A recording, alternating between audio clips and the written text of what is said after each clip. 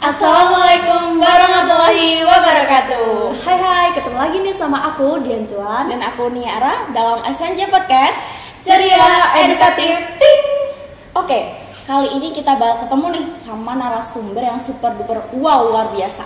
Siapakah beliau? Ini dia Kepala Kantor Perwakilan BEI Jawa Tengah 2, Bapak Wira Adibrata. Tepuk tangannya dulu.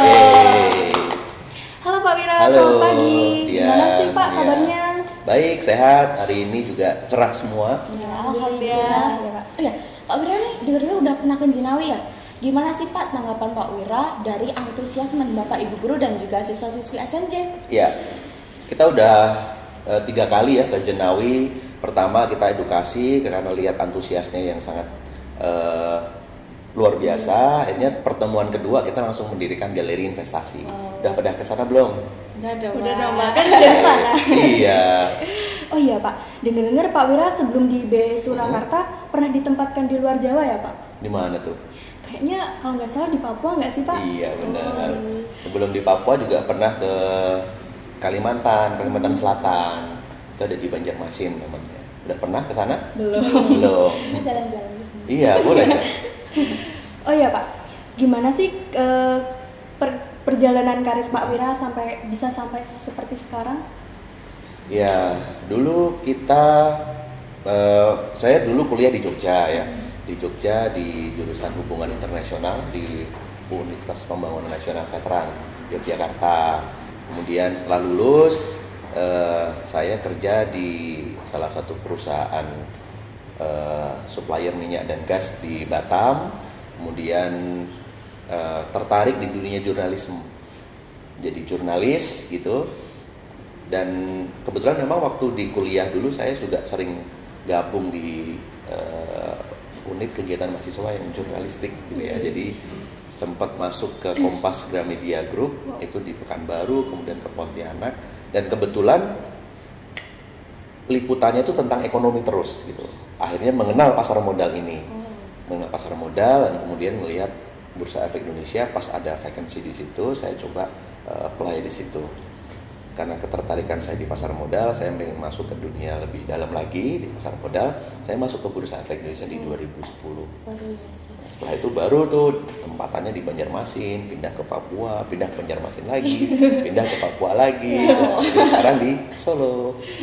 Keren banget ya ternyata. Pak Wira berarti udah keliling Indonesia ya? Ya belum semua, Ya, tapi sebagian ya. Nyicil dulu ya Pak. Nyicil bener. Nah, kalau perbedaan edukasi dari segi masyarakat di luar Jawa dan di sini gimana sih Pak? Ya, jadi di pasar modal ini kan belum banyak dikenal seluruh masyarakat Indonesia ya, belum semua gitu. Di luar Jawa, di Papua terutama itu menjadi hal yang sangat seru sekali karena ini hal yang sangat baru. Jadi kita masyarakatnya juga sangat antusias gitu ya mengenal pasar modal. Di Banjarmasin pun juga masyarakatnya juga senang belajar. Jadi ketika ada hal baru mereka juga berbondong-bondong untuk pengen tahu tentang pasar modal apa, saham apa gitu. Apalagi di sini nih di Solo Raya gitu ya. Meskipun kita bisa bilang kota gitu ya, tapi ternyata belum semua loh mengenal tentang pasar modal gitu. Nah, kantor perwakilan Bursa Efek Indonesia di Solo di Jawa Tengah 2 ini memang memiliki fungsi untuk mengenalkan lebih dekat lagi pasar modal, saham kepada masyarakat supaya bisa sama-sama memanfaatkan keberadaan pasar modal kita sebagai sarana untuk berinvestasi. Berarti respon dari masyarakat itu pada kepo ya Pak ya sama saham gitu? Iya, keponya tinggi banget. Oh ya, oke, berarti begitu perjalanan Pak Wira. Nah, sekarang BEI itu apa sih Pak? Kenapa masyarakat perlu mengenal BEI itu? Oke, jadi BEI itu adalah Bursa Efek Indonesia. Jadi itu perusahaan yang ditunjuk melalui undang-undang gitu ya untuk melakukan pengawasan pengerjaan jual beli saham yang ada di Indonesia. Nah, pasar modal itu yang mengolah adalah Bursa Efek Indonesia. Kemudian selain Bursa Efek Indonesia ada namanya Kustodian Sentral Efek Indonesia. ada juga Clearing Penjamin Efek Indonesia, dan itu disebut dengan Self Regulatory Organization. Itu SRO itu yang mengelola pasar modal. Kalian pernah ke supermarket kan? Ya, Nah, pernah dong. supermarket ketika kalian masuk ngeliat barang-barang kan? Iya. Nah, ngeliat barang-barang, kemudian adem, ada harganya di situ. Yang membuat harga dan yang menata itu adalah manajemen dari supermarket itu. Betul nggak? Iya, betul. Siapa yang jadi begitu kalian masuk ke supermarket kan rasanya adem, ada musik-musik, enak, lantunan, harganya sudah tertera di situ. Nah, itu adalah tugas dari Bursa Efek Indonesia. Sebagian kecil tugas dari Bursa Efek Indonesia di pasar modal. Nah, bedanya kalau di supermarket tadi yang dijual kan ada susu, ada makanan ringan, ada kebutuhan pokok lain gitu ya. Nah, kalau di pasar modal yang dijual beli di situ adalah surat-surat berharga. Harganya sudah ada di situ, semuanya sudah tertera, masyarakat tinggal melihat mau milih apa. Nah, itu tugasnya Bursa Efek Indonesia. Oke, luar biasa sekali ya. Nah, Kak, sekarang kan banyak banget nih informasi tentang investasi saham. Sebelum kita mengenal lebih dalam tentang investasi saham, saham itu apa sih Pak sebenarnya? Nah, oke. Saham itu apa sih gitu ya? Saham itu adalah bukti penyertaan modal seseorang terhadap suatu perusahaan. Jadi contoh ada perusahaan, kemudian dia membutuhkan tambahan modal. Ini perusahaan, contohnya saya punya warung bakso nih ya. Saya punya warung bakso. Kemudian saya ngomong sama Dian dan Nia. Dian, saya tuh pengen mengembangkan bakso saya. Ini sekarang kan posisi ada di Solo. Saya mau pengen buka di daerah Jenawi sana. Tapi modal saya itu terbatas. Mau nggak kalian modalin bakso kita mau buka cabang di Jenawi? Jadi biar ikut join gitu ya Pak? Betul. Nah, sebelum Dian sama Nia mau memutuskan untuk join di saya, apa yang harus kalian lakukan sebagai seorang investor? Pertama harus ngerasain dulu baksonya enak apa enggak, gitu kan. Terus ini baksonya enak apa enggak? Benar-benar ada atau enggak nih baksonya? Coba deh datang ke Solo, ngicipin, oh enak beneran gitu. Ini yang punya siapa? Ini yang punya Wira gitu. Berarti kalian sudah mulai melakukan riset kecil-kecilan untuk mengenal, oh baksonya memang ada dan enak. Sepertinya kalau buka di Jenawi juga bakal laku. Nah, setelah itu kalian bilang, oke Pak, saya mau buka di sana. Nah, ketika membuka cabang di Jenawi itu butuh modal 25 juta. Sedangkan saya punya uang cuma 15 juta. Berarti kurang berapa? 10 juta. 10 juta. Dian 10 juta, Nia 10 juta. Jadi masuk ke saya sekarang ada 25 juta. Kan 15 tambah 10 ya. Nah, akhirnya duit itu kita buka cabang di Jenawi. Namanya bakso enak banget misalnya. Nah, bakso enak banget itu sekarang punya siapa? Punyanya kita bertiga Pak. Kita bertiga. Kenapa? Karena ikut menyumbang modal. Nah, ikut menyumbang modal. Sebagai bukti bahwa kalian ikut menyumbang modal, saya akan mengeluarkan kwitansi atau surat yang menandakan bahwa Nia dan Dian juga menjadi pemodal di perusahaan bakso enak banget tadi. Nah, saya kasih ke kalian buktinya. Nah, itu disebut dengan saham. Oh, jadi saham itu kayak bukti kalau kita punya perusahaan gitu kan ya Pak? Betul sekali. Nah, kita udah tahu nih pengertian dari saham. Kalau investasi itu apa sih Pak? Nah, oke. Nanti kita akan coba kaitkan saham dan investasi gitu ya. Nah, investasi itu kalau kita mencoba nyuplik dari Kamus Besar Bahasa Indonesia nih, KBBI, investasi itu merupakan pengelolaan sejumlah uang ya, kemudian ditempatkan kepada sebuah perusahaan untuk mendapatkan keuntungan, dengan harapan untuk mendapatkan keuntungan. Jadi kayak tadi kalian memberikan modal kepada bakso enak banget tadi, kalian punya harapan nggak? Punya dong. Apa harapannya? Bisa punya banyak duit, duitnya bisa berkembang lagi. Iya, berharap kan nanti baksonya di Karanganyar di daerah Jenawi akan semakin laris. Kalau laris berarti kan dapat cuan. Iya dong. Nah, kalau cuan yang menikmati siapa? Kita. Kita, para pemegang saham, Iya, ownernya. Saya dapat, para pemegang saham pun dapat kita gitu. juga dapat. Nah, itu disebut dengan investasi. Menempatkan sejumlah uang dengan harapan untuk mendapatkan keuntungan. Jadi kita berharap dengan uang yang kita keluarkan itu nilainya akan bertambah di kemudian hari dengan adanya pertumbuhan dari perusahaan atau usaha yang sedang dijalankan. Saya mau tanya deh, sekarang kalau misalnya saya beli handphone, saya punya uang 3 juta, saya belikan handphone. Handphone itu investasi nggak? Enggak kayaknya. Kenapa? Soalnya kalau handphone tuh kayak mengalami penyusutan. Yes, pinter banget. Jadi ketika kita beli barang dan barang itu kita nggak punya harapan nilainya akan lebih, berarti itu bukan sebuah investasi. Saya beli mobil itu kemudian nggak pernah saya pakai nih mobilnya. Saya diemin aja ya, setelah 2 tahun saya pamerkan ke depan rumah tuh dijual gitu. Saya belinya 100 juta, saya jual 200 juta, ada yang mau nggak? Nggak ada. Nggak ada yang mau. Pasti akan menyusut harganya karena ada mobil baru, teknologi baru yang lebih canggih, yang lebih bagus gitu kan.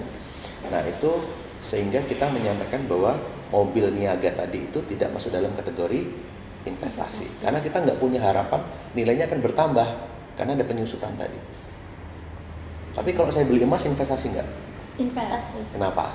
Soalnya emas itu harganya bisa naik terus turun. Ada harapan di situ nilainya akan bertambah. Meskipun ada juga kalanya dia turun gitu ya. Tapi kan ada harapan di dalam itu. Tanah investasi nggak? Iya. Kenapa? Soalnya tanah ya kayak emas Pak. Kayak Ada emas. kemungkinan naik. Ada kemungkinan naik, potensinya ada potensi naik gitu ya. Jadi ada harapan ketika kita beli tanah, uang kita akan nilainya bertambah. Nah, itu gambaran investasi secara keseluruhan. Kalau perasaan bisa diinvest nggak sih Pak? Nggak tahu bisa gitu. Iya. Nah, kalau perasaan mau diinvest, siap-siap nanti kalau nggak jadi begini, nggak jadi.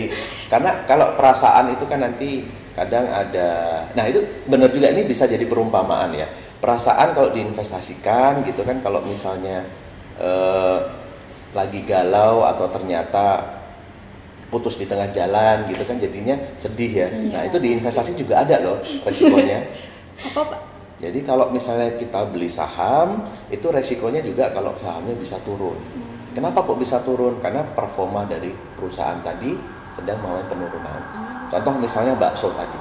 Bakso di sini laku, ternyata di Jenawi ada aksesnya jalan cuma satu. Ada jembatan. Nah jembatannya ternyata lagi direnovasi. Artinya ada penduduk di sini yang nggak bisa nyampe di bakso tersebut. Kira-kira bakso laku nggak di situ? Nggak, dia akan mengalami penurunan. Biasanya kampung sebelah itu juga pada makan di situ karena jembatannya lagi nggak bisa dilalui karena ada perbaikan, sehingga si bakso tadi pendapatannya menurun. Nah, ketika pendapatan menurun, cuan kalian berkurang. Bahkan kalau bisa rugi, harga saham nanti kalau di perusahaan di pasar modal, sahamnya akan turun sahamnya karena perusahaan tadi mengalami penurunan pendapatan. Nah, perasaan tadi juga Di ghosting Pak. di ghosting. Oke, lanjut ya Pak. Nih macam-macam saham itu apa saja sih Pak? Macam-macam investasi itu apa saja sih Pak? Supaya kita tuh nggak tertipu sama investasi bodong. Ya. Itu bukannya yang bolong. Kobol. Udah di-spill. Bodong, ya. Jadi investasi itu kalau untuk di pasar modal itu kan ada reksadana, kemudian ada obligasi, ada juga reksadana gitu ya. Ada 3 macam investasi yang utama. Kemudian nanti di bawah-bawahnya ada namanya produk derivatif namanya. Itu turunan dari beberapa produk investasi tadi. Tapi tadi kan kita sempat ada bahas tentang emas ya. Terkait dengan hal itu, terkait dengan beberapa investasi yang ada, itu adalah kalau investasinya itu berkaitan sama industri keuangan, artinya yang mengeluarkan itu adalah sebuah industri keuangan, untuk tidak tertipu dengan investasi bodong harus dicek di OJK.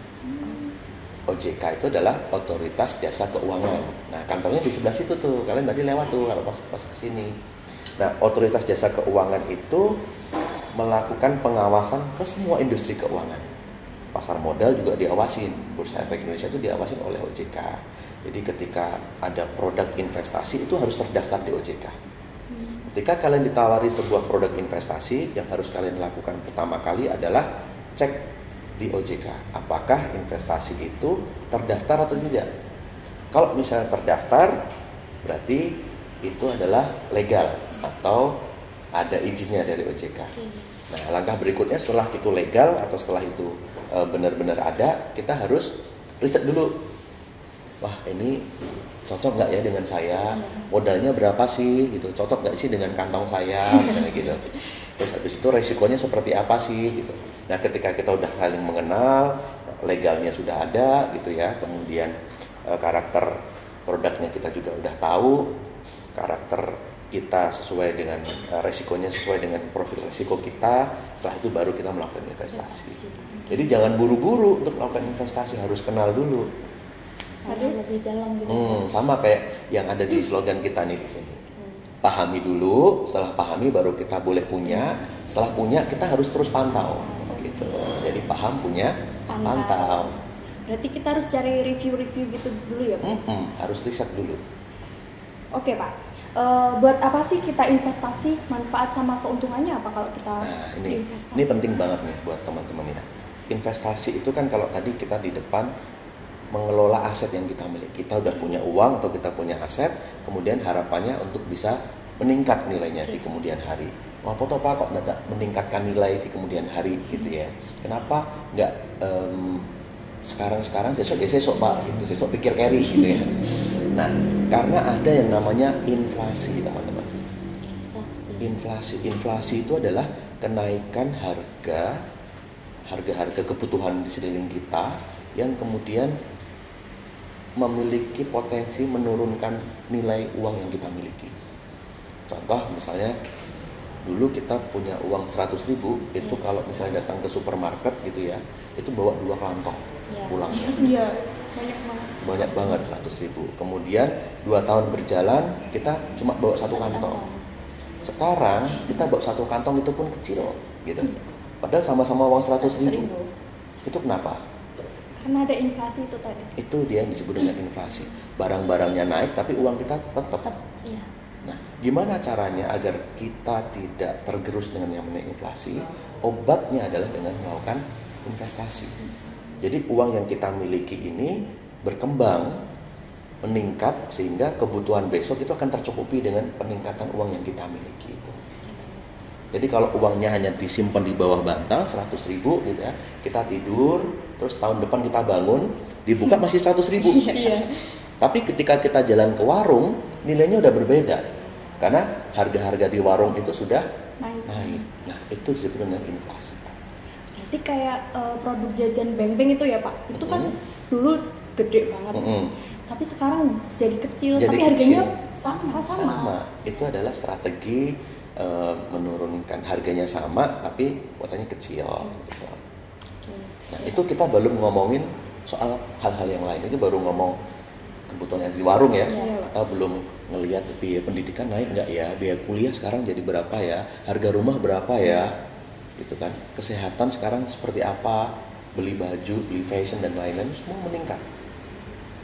Nah, kalau kita tidak melakukan investasi, kita tidak melakukan pengelolaan uang dari sekarang, kalau kita pendapatan yang tetap, berarti kemiskinan kita atau kemerosotan uang yang kita miliki akan semakin tinggi. Jadi posisinya begini, ini uang kita, ini kebutuhan ya. Kalau kita nggak kelola, ini kan kebutuhan naik terus. Terus lama-lama kita nggak mampu untuk menjangkau ini. Nah, kalau misalnya investasi, ini naik, ini juga naik. Harapannya adalah untuk menyeimbangkan ini. Lebih tinggi, lebih bagus. Gitu. Jadi kita akan semakin bisa memenuhi kebutuhan di masa yang akan datang. Oke.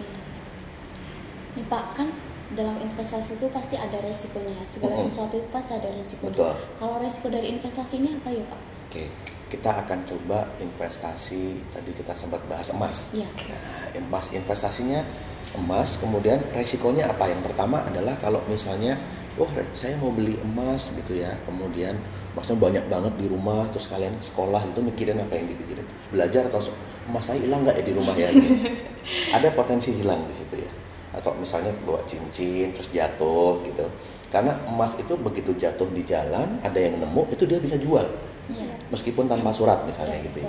Itu kan namanya hak atas kunjuk. Jadi ketika kita pegang emas tanpa surat pun kita bisa jual tuh ke toko emas, ke Pegadaian atau kemana gitu ya.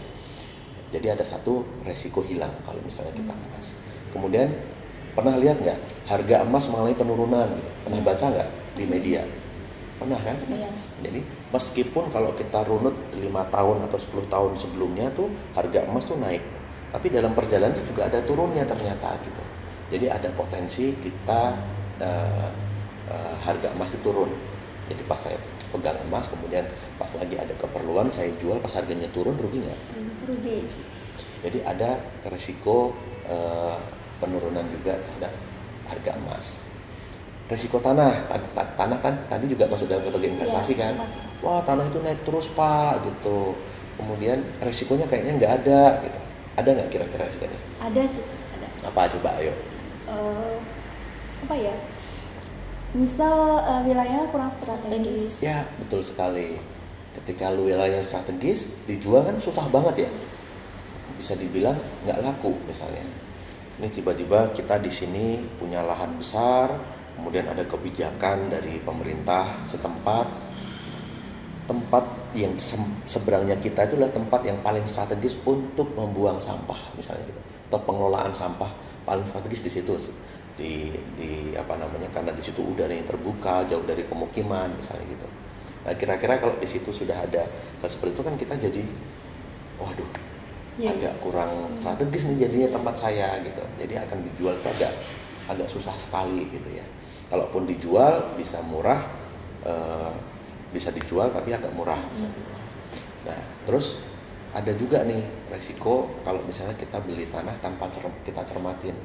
Ada resiko di situ nanti tumpang tindih kepemilikan, sertifikatnya double gitu ya, misalnya ada hal seperti itu. Makanya tadi setiap apapun yang mau kita lakukan kita mesti riset dulu. Jadi kalau mau beli tanah kita riset dulu kemana nih, oh pengeluar sertifikat itu adalah BPN, berarti kita datanya ke BPN, datang ke notaris dan lain-lain. Dan salah satu resiko yang jarang kita masukkan ke dalam salah satu kriteria resiko dalam tanah itu adalah tingkat likuiditas. Apa itu tingkat likuiditas? Teman-teman, kalau jual emas tuh gampang nggak? Gampang. Datang ke toko emas langsung cair nih uangnya. Ke Pegadaian langsung cair duitnya. Tapi kalau jual tanah kita pasang iklan dulu gitu ya. Kemudian orangnya ngecek dulu ke lokasi, oh nggak seneng ya udah cari pembeli lain. Itu butuh waktu yang cukup panjang. Makanya tanah itu masuk dalam kategori investasi, tetapi resikonya adalah tidak liquid. Lebih liquid emas dibanding dengan tanah. Lebih gampang modal jual emas kan daripada jual tanah. Iya, emas. Betul. Nah, kemudian kita sekarang mau mengenal investasi saham. Apa sih resikonya kalau kita membeli saham gitu ya? Apakah saham itu terlalu cuan terus kayak Bian Cuan gitu ya, atau misalnya kayak Niara gitu, otoritas atas naik terus gitu. Ada juga kalanya investasi saham itu juga berpotensi investornya mengalami kerugian ketika harga sahamnya turun. Harga saham turun itu banyak faktornya nih Mbak Dian sama Mbak Nia.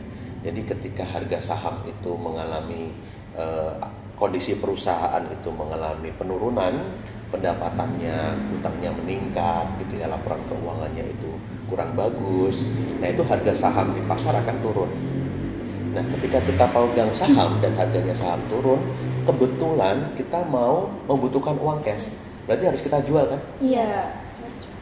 Kita harus jual. Padahal kita beli di 1.000, harga sahamnya lagi turun di harga 800. Mau nggak mau karena kita butuh, kita harus jual sahamnya. Kalau beli 1.000, jual 800, rugi 200. Rugi 200 per sahamnya. Nah, itu menjadi resiko. Tapi kalau misalnya kalian itu, ini saya nggak mau jual dulu deh, saya mau simpen dulu. Jadi harga di 800 kalian belum rugi, karena sahamnya kan masih tetap di tempat kalian gitu. Kalian nggak rugi. Nanti nunggu kalau sahamnya pas naik lagi baru dijual. Itu bisa. Oke, kita udah bahas manfaat, keuntungan juga risiko berinvestasi. Oke Pak, untuk bisa berinvestasi, siapa aja sih Pak yang bisa join jadi investor saham? Oke, kita itu kemarin beberapa tahun yang lalu ya, pasar modal itu terkesan eksklusif gitu, hanya untuk kalangan tertentu gitu ya, karena buka rekening saham tuh minimal 25 juta, 50 juta gitu ya, itu buka rekening terus mau buat modal gitu.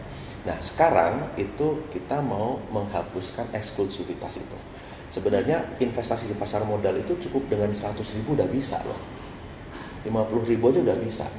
Jadi kalau kalian beli bensin di pom bensin itu kan satuannya liter ya. Iya. Pak, saya mau beli bensin seliter, 2 liter gitu. Saya mau beli gula sekilo, 2 kilo gitu. Saya mau beli saham gitu, itu hitungannya adalah lot. Jadi ketika saya mau beli saham itu adalah minimal 1 lot. 1 lot sama dengan 100 saham. Nah, kalau misalnya saya tanya ke dia nih, harga saham perusahaan ABC katakanlah gitu, itu harganya Rp250. Berapa modal yang harus saya siapkan untuk membeli saham dengan harga Rp250? 25.000. 25.000 dari mana? Dari Hitungnya 250 dikali 100. Dikali 100 lembar. Oh, iya, Berarti lembar. ada 25.000. Sekarang saya mau tanya, di dompet kalian ada nggak 25.000? Ada sih Pak. Ada kan? Kalau belum dibuat beli seblak sih Pak. Jadi sebenarnya anak SMA pun sudah bisa untuk membeli sebuah saham, karena dengan 25.000 udah bisa. Itu kenapa kita buka galeri investasi di kampus, buka galeri edukasi di SMK, di SMA gitu ya. Di Jenawi juga sudah ada kan galeri investasinya. Hanya, nah ini catatannya adalah harus punya KTP. Nah kalau untuk yang kelas 11, kelas 12 itu udah punya KTP belum? Sudah. Oh sudah. Nah kalau yang kelas 12 sudah punya. Kalau yang kelas 11 kan belum pada punya. Jadi kalian yang sudah punya KTP itu bisa untuk melakukan investasi di pasar modal. Oke. Luar biasa sekali Pak Wira. Nah, nih menurut Pak Wira nih, generasi Z ini kan apakah harus tahu dan itu terjun berinvestasi? Kan ini kan kita juga perlu nih untuk menjadi seorang investor muda. Iya, jadi data di tempat kita di pasar modal yang paling banyak investasi di pasar modal sekarang itu adalah usia-usia muda. Jadi usia 17 sampai usia 25 itu mendominasi. Kenapa seperti itu? Karena kita juga sering gencar ya edukasi ke anak-anak muda gitu. Kalian tuh harus mikirin masa depan loh. Kalian jadi kaum rebahan boleh, tapi weekend doang gitu. Jangan terus setiap hari rebahan gitu ya. Karena generasi kalian, generasi Z, generasi sandwich gitu-gitu yang lagi viral itu adalah generasi di mana kalian dimanjakan dengan kondisi yang ada. Ya, kalian rebahan, nggak perlu datang ke mall, nggak perlu datang ke sebuah pusat perbelanjaan, belanja dari handphone udah bisa. Tiba-tiba datang. COD-an juga bisa gitu ya. Gerimis gitu, pengen makan bakso gitu. Aduh, gerimis malas. Bisa tinggal aplikasi, datang sendiri gitu kan. Itu menjadikan kalian dimudahkan dalam segala sesuatunya. Nah, ketika kalian dimudahkan dalam berbagai hal, jangan sampai terlena dengan kemudahan itu. Karena di balik itu ada tantangan yang sangat luar biasa, yang dengan sekalian rebahan bisa ngapa-ngapain, itu semua dikelola oleh IT, teknologi, mesin gitu ya. Itu kan semakin logikanya adalah semakin banyak porsi orang bekerja di dalam industri tertentu akan dikurangi karena menggunakan teknologi, sudah menggunakan mesin, sudah menggunakan robot dan lain-lain. Nah, artinya kita melihat kalian tantangan ke depan itu akan semakin gede, semakin besar, kemudian semakin membutuhkan modal yang besar juga tentunya. Nah, untung dari sekarang kalian harus memulai mengelola keuangan sejak dini. Karena ketika kalian mengelola keuangan, kalian mulai invest di pasar modal, itu mindset kalian akan berpikir jauh ke depan daripada cuma invest yang masukin ke celengan. Orang masukin ke celengan nggak akan mikir perusahaan nanti rugi apa enggak ya, yang prospek apa ya, sekarang ada mobil listrik, kira-kira yang akan mensuplai kebutuhan mobil listrik apa ya, itu akan terus kita akan diajak untuk memikir masa depan seperti apa. Jadi investasi di pasar modal itu bukan hanya sekedar untuk mendapatkan cuan, bukan hanya sekedar untuk meningkatkan uang yang kita miliki, tapi kita juga dituntut untuk lebih smart lagi. Nah ini pas banget ya kalian datang. Saya juga ada komik nih, ada komik bagaimana cara menjadi investor yang mudah nih. Boleh kalian baca-baca juga boleh. Nah ini juga ada. Kita punya banyak komik nih teman-teman. Saya sekalian promosi boleh ya? Iya, silakan. Nah, ini ada komik investasi di pasar modal yang teman-teman masyarakat luas itu boleh bisa dapetin dengan cara pantau terus Instagram kita di idx_solo dengan kuis namanya Rolasan. Itu setiap hari Senin itu ada kuis Rolasan yang kalian bisa dapetin program ini, komik ini. Ini gampang banget ya dimengerti karena ini komik. Ini bentuknya komik. Kalian bisa mulai mengenal saham itu apa dan lain-lain gitu ya. Nah, kita juga ada sekolah pasar modal namanya. Nah, untuk masyarakat Solo Raya gitu ya, untuk pengen ikut atau pengen mengenal pasar modal, boleh daftar di tempat kita namanya sekolah pasar modal. Kita ajarin mulai dari dasar investasi itu apa, pasar modal apa, dan itu semuanya gratis. Tidak ada biaya. Iya, biasanya emang orang-orang tuh sukanya yang gratis ya, Pak. Yang gratis. Udah gratis dapat hadiah lagi ya. Oh ya, ini komiknya seru juga ya. Terus nggak monoton gitu. Bagus banget. Dibaca ya. Juga, pasti Pak. Cocok banget buat remaja.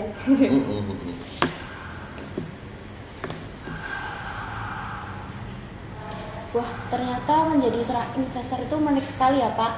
Nah ini buat teman-teman nih, ayo deh sekarang kita mulai gabung buat menjadi seorang investor buat bekal masa depan kita. Ya, biar masa depannya nggak seram-seram banget. Oke Pak Wira, mungkin perbincangan kita cukup sampai di sini dulu. Kita lanjut di lain kesempatan. Dan terima kasih atas infonya, ilmunya. Maaf maksudnya ilmunya ya Pak. Ilmunya Pak. Untuk mengakhiri perbincangan kita kali ini, boleh dong Pak Wira kasih motivasi buat generasi muda sekarang buat mengatur keuangan dan menghadapi tantangan generasi sandwich yang lagi viral ini loh Pak. Oke. Jadi tadi kita sempat bahas bahwa investasi di pasar modal itu bukan hanya tentang cuan ya, tapi bagaimana kita mengelola mindset kita, menjaga mindset kita itu terus berkembang karena tantangan ke depan semakin berat ya. Kalian rebahan tapi di belakang kalian itu banyak monster yang harus ayo bangun. Nah, buat kalian yang generasi Z, kenapa harus investasi dari sekarang? Karena kalian akan